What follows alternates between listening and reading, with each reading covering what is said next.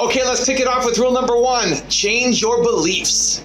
Someone's watching this and they have a thing something they want to change, and it's not sticking, then maybe it's the environment. Maybe you could check about your habits, but maybe it's your beliefs and your values. Some people will not get themselves to read every day because they don't value reading every single day, right? Some people won't, let's say the behavior they want to change is, we did a podcast on how to remember names. I could teach them step by step on how to remember the name of most people that they meet, yet they won't do it because they don't value it, or because that's not important to them, or they don't believe that they can, right? Just like we talked about earlier, saying your brain is like a supercomputer, and your self-talk is a programmer runs. So if you tell yourself you're not good at remembering names, you will not remember the name of the next person you meet because you program your supercomputer not to. They don't have a belief that enables that. So when I say all behavior is belief-driven, if you want to do this behavior, whatever it is, journal, whatever it is, then you need a belief that allows that to happen, because that's the program that allows it. So how do you get that belief? Because you're going to feel like you're faking it.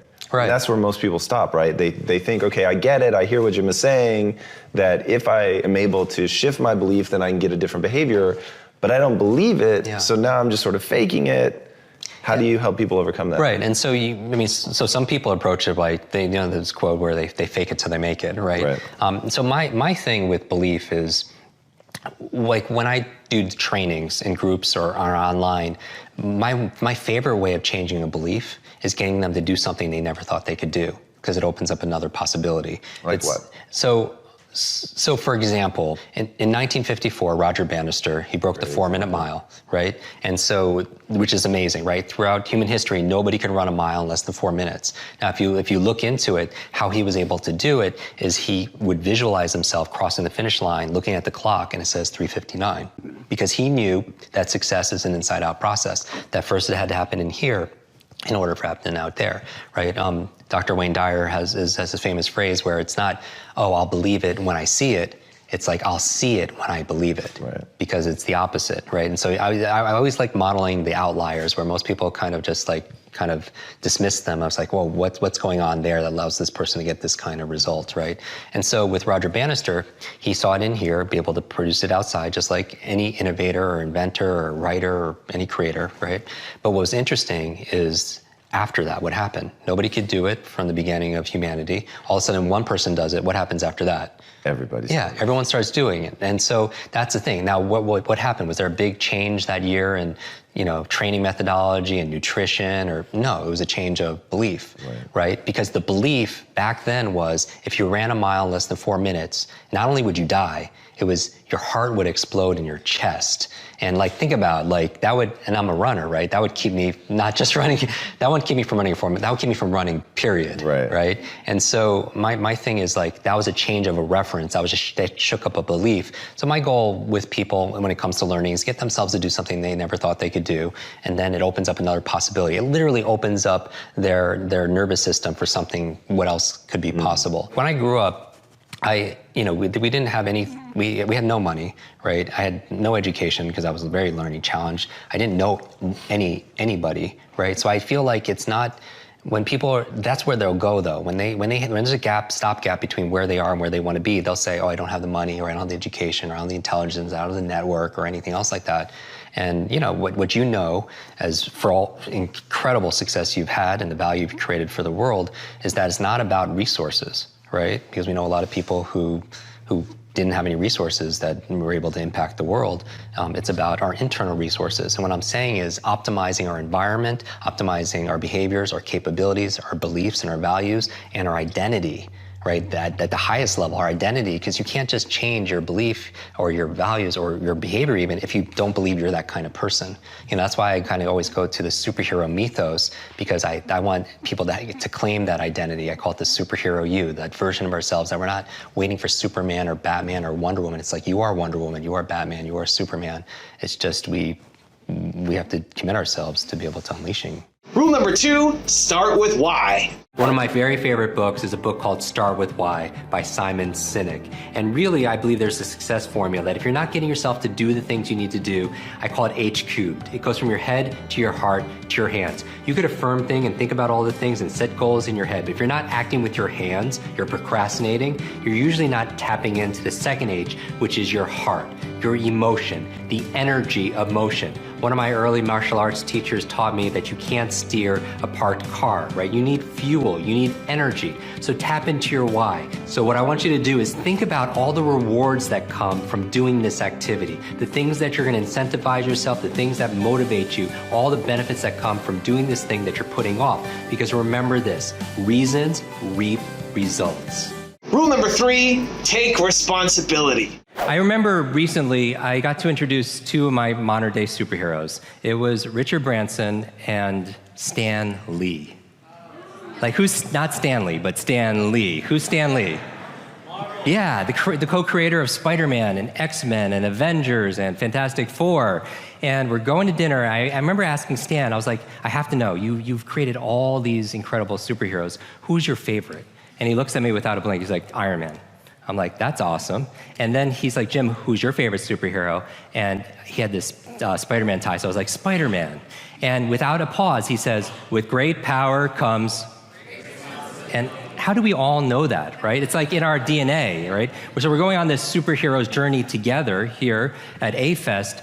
And I'm thinking about it, I'm like, and I grew up with these challenges, and I have, dyslexia, and I flip things around in my mind, and part of my issues growing up. And I flipped it in my mind. I was like, with great power comes great responsibility. When you're in a position of power, you have great responsibility to wield that power well. And the opposite is also true. With great responsibility comes great power, right? When you take responsibility for something, you have great power to what? To change things, to transform things, to make things better. When I said responsibility, with great responsibility comes great power, the most important thing to be responsible for is how you feel. Does that make sense? And who controls how you feel? How many people are feeling pretty good right now? Yeah, and notice that these kind of things, it's, why? Metaphorically, I look at you more like a thermostat than a thermometer. Is there a difference between a thermometer and thermostat? Yes or yes? Yes. A thermometer does what? What does a thermometer do? What's the function? Yeah, it takes the time. It reflects and it reacts to the environment. Is that true? It just reacts to the environment. And we are sometimes, we're thermometers. We react to the weather, if we're honest, the economy, to politics. We react to how people treat us sometimes. But is there a gap between how someone stimulates us and how we respond? Do we have choice? Yes or yes? The difference between a thermometer and a thermostat, though, is a thermometer reacts to the environment. What does the thermostat do, though? Yeah, it regulates, right? It helps manage. It sets a standard or a vision or a goal, and then what happens to the environment? It raises to be able to do that. Is there a difference? Yes or yes? And so that's where we're going back to responsibility. When we're talking about being responsible, the ability to be able to respond is how you feel about things, and also how you focus on things. Rule number 4, keep your self-talk positive. But I remember I was reading a book years ago on preparing for a marathon, and one of the chapters, again, was on the psychology of it, and it said this verbatim, because I'm the memory expert. It said, your brain is like a supercomputer, and your self-talk is a program it will run. So if you tell yourself you're not good at remembering names, you will not remember the name of the next person you meet because you program your supercomputer not to.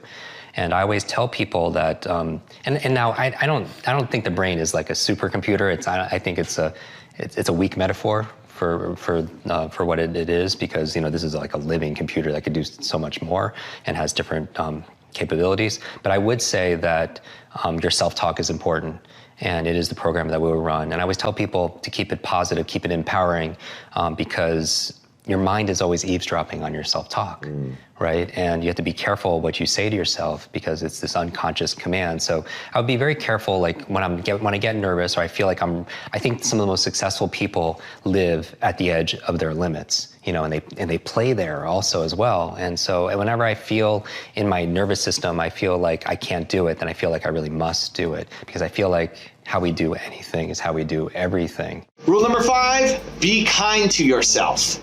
Be kind to yourself. What do I mean when I say be kind to yourself? Studies in self-compassion reveal something interesting, that when you're hard on yourself and you beat yourself up because you didn't work out, because you didn't write in your journal, because you didn't meditate that day, because of whatever you didn't do, You'd think that it would help you to be able to overcome it the next time and be more motivated to do it, but it actually has the opposite effect. When you are actually kind to yourself and you exhibit self-compassion, you're more likely to follow through in the future. Rule number 6, control your state.